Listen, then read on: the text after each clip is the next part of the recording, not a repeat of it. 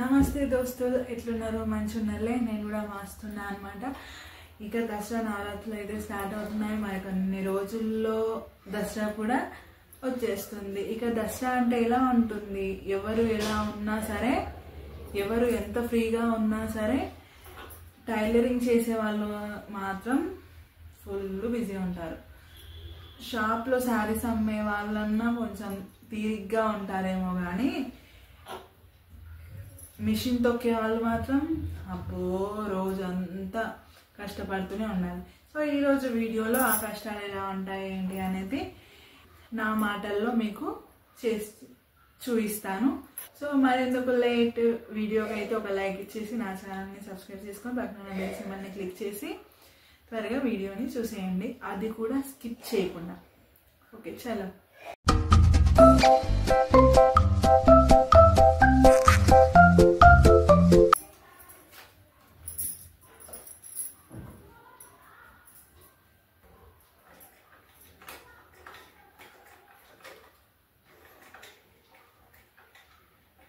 అగ్గో, ఈ దసరా వచ్చిందంటే ఇదే బాధరా స్వామి. అస్సలు తీరదు, చేయదు, అసలు ఏం అడ్డం కూడా కాదు. అందరూ కూడా పిచ్చి వేస్తుంటారు. మైండ్ అయితే పిస పిస పిస పిస అంటుంటుంది. మరి ఇంత ఘోరంగా ఎవరి పరిస్థితి ఉండదండి బాబు. అయ్యో రావాలి, ఏమైంది, ఎందుకట్లా గుస్స అవుతున్నావు, గరంగానే ఉన్నావు ఇవాళ అనేసి అంటారేమో. ఎవరికి చెప్పనండి నా బాధ. ఇగో దసరా ఇంకో వారం రోజుల్లో ఉంది. బట్టలే బట్టలు. అయినా మీకేం తెలుసండి మా టైలరింగ్ చేసే వాళ్ళ బాధ. కుప్పలు కుప్పలుగా ఉన్నాయి కవర్లు. అవన్నీ నేను ఎప్పుడు కుట్టాలో ఏంటో అని అమ్మ ఎంత కుట్టినా అవి ఒడుస్తూనే లేవు. ఒకటి అయిపోయింది అమ్మయ్య అనుకునే లోపు అటు చూసేసరికి ఇన్ని కుప్పలు. మళ్ళీ ఎంత గొడవకు చెయ్యవు అమ్మా.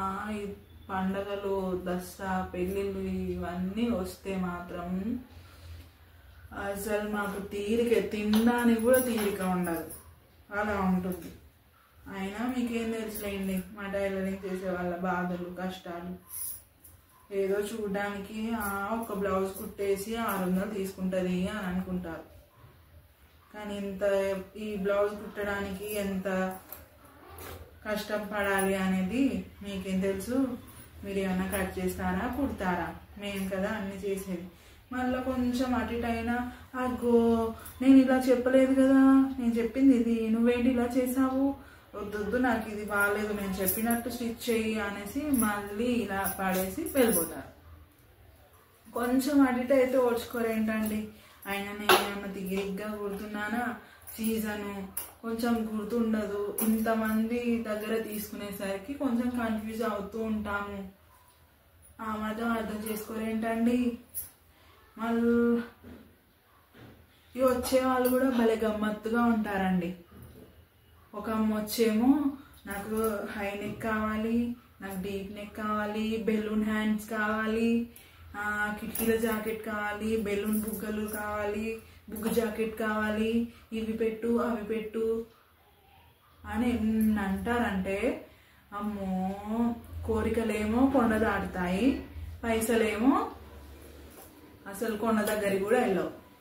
ఏదో పోనీలే ఊరోళ్ళు కదా, ఇంటి పక్కన వాళ్ళు, తెలిసిన వాళ్ళు అనేసి పోనీలే అని 10 20 తీసుకుంటే అది కూడా సున్నా పెడతారండి. ఒక అమ్మేమో ఇగో ఇవి ఉన్నాయి పట్టే, మిగతా తర్వాత ఇస్తా అంటది. తర్వాత ఎప్పుడు అక్క ఇంకా ఇచ్చేది అది ఎప్పుడు ఒకసారి, మళ్ళీ నాకు గుర్తుండవు అని ఇస్తావు. పండగ అయిపోని, పండగ ఖర్చులు ఉన్నాయిగా, బిడ్డలుడు వస్తున్నారు, మనవాళ్ళు వస్తున్నారు, మనరాళ్ళు వస్తున్నారు, జర పండగ అయిపోతే ఇస్తా కానీ అనేసి అంటారు.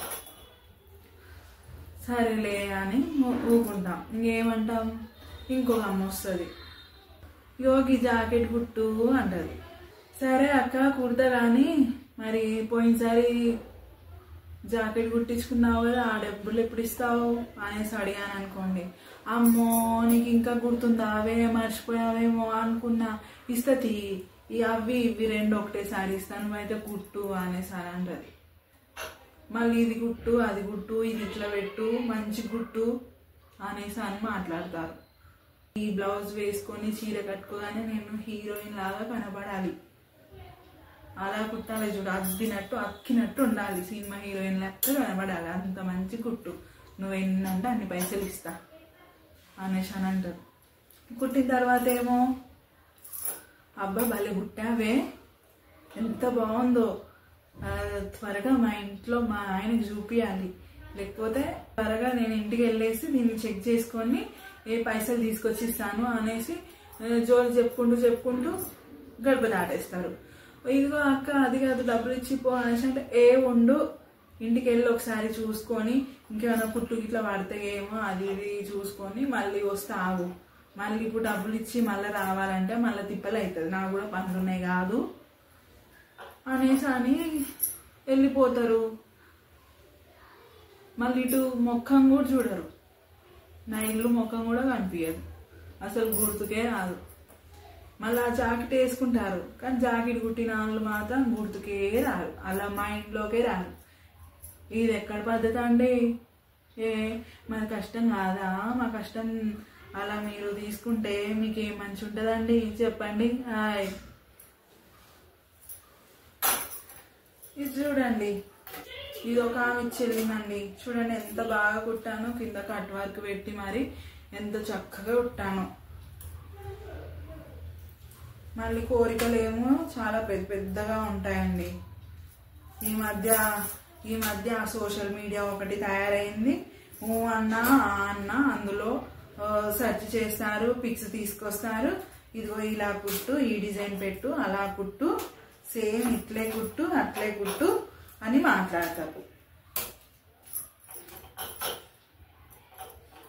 అవన్నీ కుడతాం కానీ ఫస్ట్ నీ దగ్గర ఇవి ఉండాలి కదా, ఇవి ఇయ్యరు.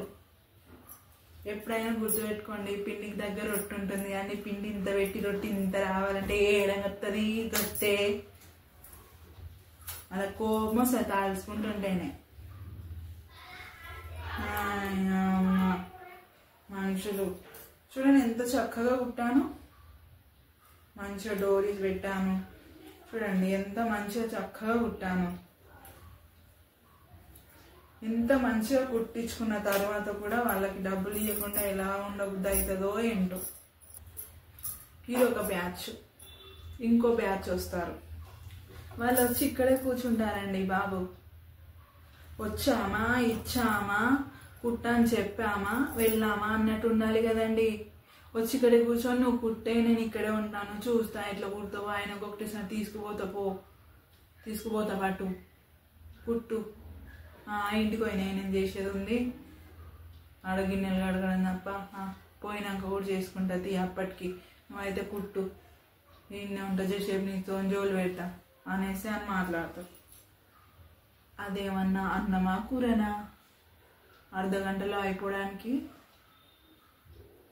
అరే వీళ్ళకి ఎలా చెప్పాలో ఇంకా నాకు అర్థమే కాదు. ఒక్కోసారి అనిపిస్తుంది ఈ స్టిచ్చింగ్ ఎందుకు పెట్టుకున్నానా అని. ఆమె చీడ కూర్చొని నాతో ముచ్చట చెప్తే అది జాకెట్ ఎవరు కుడతారు? ఓ దిక్కు నువ్వు ముచ్చట పెట్టబడుతుంది, నాకు ఇంకా దిమాగేడ పని చేస్తుంది, నేను ఎక్కడ చక్కగా కుట్టా జాకెట్. మాత్రం అర్థం చేసుకుని ఏంటండి, లేదక్క నువ్వు వెళ్ళు, నేను కుట్టేసి నేను నీకు మంచిగా ఇస్తాను, నువ్వు వచ్చే వరకు నువ్వు అప్పటికి రా అనేసి చెప్తే అయ్యో రామా అస్సలే నా మాటని కేర్ చేయరు. కుట్టే ఏమవుతుందే నీకు,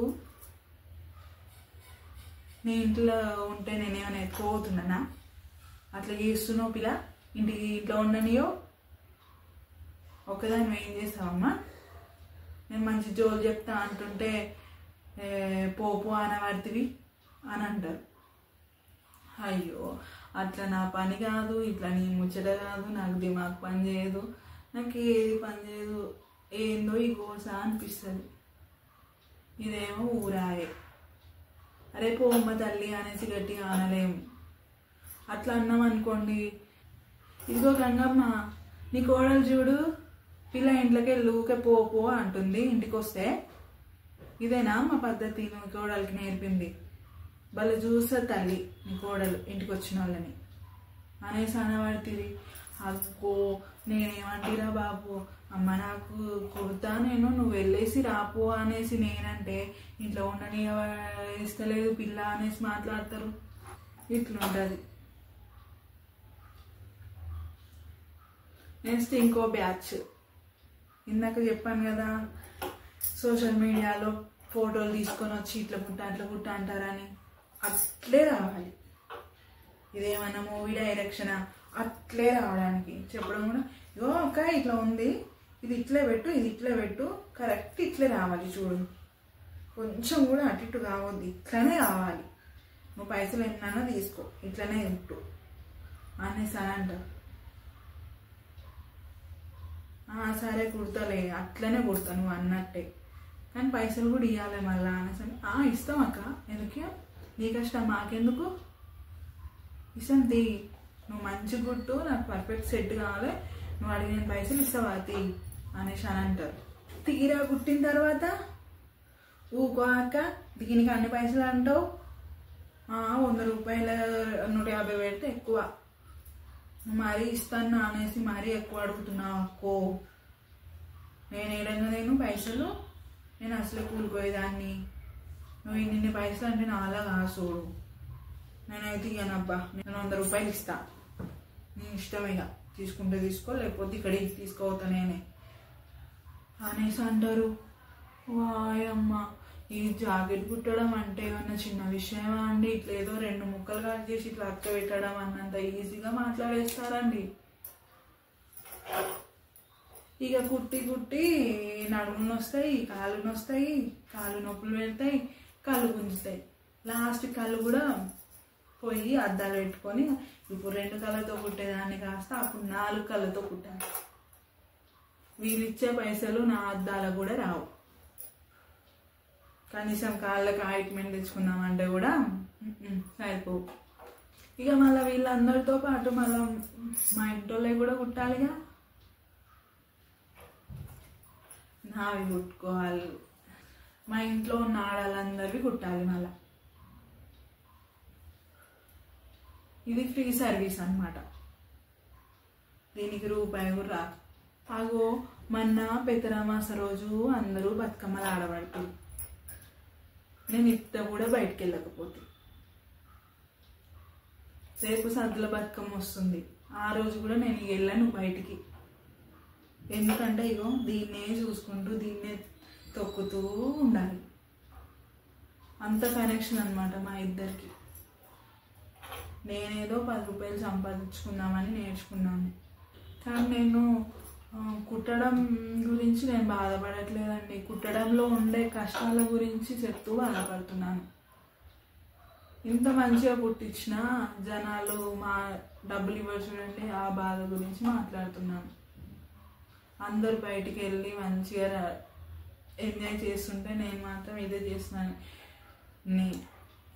నేను మాత్రం ఇక్కడే కూర్చొని మిషన్ తొక్కుతూ ఉంటున్నానని నా బాధ చెప్తున్నాను అంతే. ఏంటో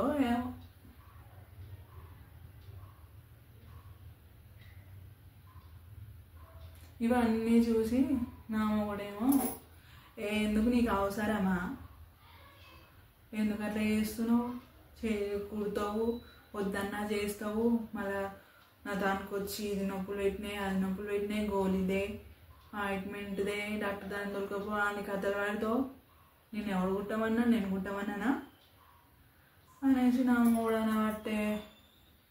అగ్గో పెళ్ళి చేసుకుంటప్పుడు మిషన్ వచ్చా అమ్మా, 10 రూపాయలు సంపాదించగలుగుతావా అనేసి అడిగిన వాళ్ళే వీళ్ళంతా. మిషన్ వచ్చండి, బట్టలు కుడతాను, జాకెట్లు కుడతాను, డ్రెస్సులు కుడతాను అని అంటే అమ్మయ్య అనేసి వేసుకుంటూ పెళ్లి చేసుకున్నారు. కానీ ఇప్పుడు పెళ్ళయ్యాక చూడండి ఎలా అంటున్నారు, అవసరమా, నేను కుట్టమన్నానా, ఎందుకు కుడుతున్నా అనేసి ఇలా మాట్లాడతారు. లోకం అండి, ఏం చేస్తాం, అస్సలు నీతి అనేది లేనే లేదు. ఇక ఏం చేస్తాంలేండి, ఇలా ఇక మీతో ముచ్చట పెట్టుకుంటూ ఉంటే ఈ నా జాకెట్లు అన్నీ ఎవరు కుడతారు, గిరాకీ మళ్ళా దెబ్బతింటుంది. మళ్ళీ జనాలు వచ్చి ఏమమ్మా ఇస్తానో టైంకి ఇంకా ఇవ్వనే లేదు, ఇదేనా నీ మాట అనేసి మీద పడిపోతారు. సరే మరండి, ఉంటాను. మరో వీడియోలో మళ్ళీ మీ ముందుకైతే వచ్చేస్తానండి. Hi, bye.